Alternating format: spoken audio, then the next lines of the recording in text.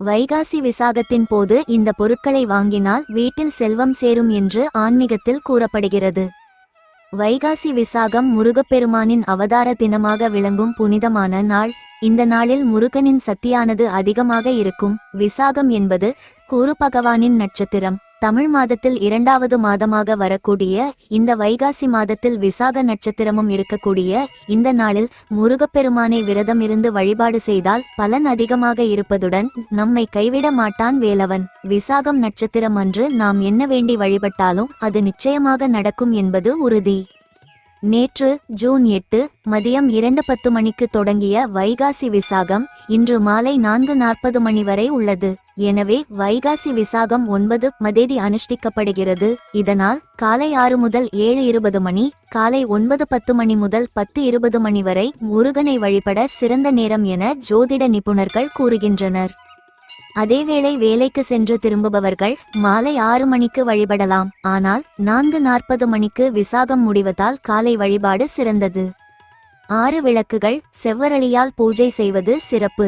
முருகன் பெருமானுக்கு உகந்த நாளான இன்று வீட்டில் கந்தசஷ்டி கவசம், ஷண்முக கவசம் அல்லது முருகப்பெருமானின் நாமங்களை சொல்லி வழிபாடு செய்வது மிகவும் சிறப்பான பலன்களை தரும். முருகப்பெருமானுக்கு 6 முகங்கள் என்பதால் 6 வகையான பிரசாதங்களை படைத்து வழிபாடு செய்ய வேண்டும். பால் பாயாசம், சர்க்கரை பொங்கல், எலுமிச்சை சாதம், தயிர் சாதம், புளி சாதம், மல்லி சாதம் என 6 வகையான பிரசாதங்களை முருகப்பெருமானுக்கு நைவேத்தியமாக படைத்து வழிபாடு செய்ய வேண்டும். முருகனுக்கு பிடித்தமான தினை மாவில் பிரசாதம் செய்தும் வழிபடலாம். வைகாசி விசாகத்தின் போது இந்த பொருட்களை வாங்கினால் வீட்டில் செல்வம் சேரும் என்று ஆன்மீகத்தில் கூறப்படுகிறது. இந்த நாளில் வீட்டில் மகிழ்ச்சி, செல்வம், நேர்மறை ஆற்றல் ஆகியவை பெருகுவதற்கு வீட்டில் சில சிறப்பு பொருட்களை வாங்கி வைப்பது மிகவும் பலனளிக்கும். இந்த பொருட்கள் நவகிரகங்களில் செல்வத்தை அருளும் சுபகிரகங்களின் ஆசியை நமக்கு பெற்றுத்தரும். மாலையில் இந்த பொருட்களை சிறிதளவு வாங்கி வீட்டில் வைப்பதன் மூலம் நன்மைகள் தொடர்ந்து நிகழும். ஆன்மீக சக்திகள் பெருகி வாழ்வில் செழிப்பு உண்டாகும். இந்த நாளில் உங்கள் வீட்டின் அருகில் உள்ள முருகன் கோவிலுக்கு சென்று அவருக்குரிய அபிஷேக பொருட்களை வாங்கி கொடுக்கலாம். எல்லா பொருட்களையும் வாங்கி கொடுக்க முடியாது என்றால் பால் மட்டுமாவது வாங்கி கொடுங்கள். சில பொருட்களை வாங்கி கொடுப்பதன் மூலம் வீட்டில் கஷ்டம் நீங்கி மகிழ்ச்சி பெருகும், பணவரவு அதிகரிக்கும், சுபகாரியங்கள் நடக்கும். அந்த வகையில் வீட்டில் சுபகாரியங்களை ஏற்படுத்தக்கூடியதாகவும் குபேரனுக்கு உகந்ததாகவும் இருக்கக்கூடிய மஞ்சளை வாங்கி வைக்க வேண்டும். குபேரன் வாசம் செய்யும் ஊறுகாயை இன்று வாங்கி வீட்டில் வைக்கலாம். உங்கள் வீட்டில் ஊறுகாய் இருந்தாலும் ஒரு 10 ரூபாய்க்காவது ஊறுகாய் வாங்கி வைப்பது குபேரனின் அருள் கிடைக்க வழிவகுக்கும்.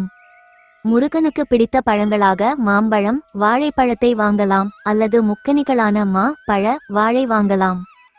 6 எண்ணிக்கையில் கசப்பு இல்லாத காய்கறிகளை வாங்கி வைக்கலாம். முருகனுக்கு உகந்த அபிஷேக பொருளான சந்தனத்தை வாங்கி வைக்கலாம்.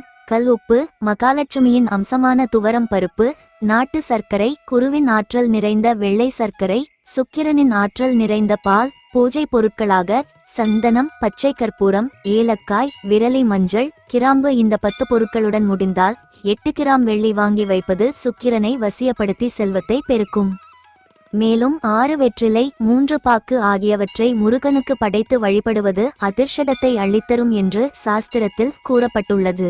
ஆனால் இந்த புனிதமான நாளில் எண்ணெய் வகைகளை வாங்குவதை முற்றிலும் தவிர்ப்பது நல்லது.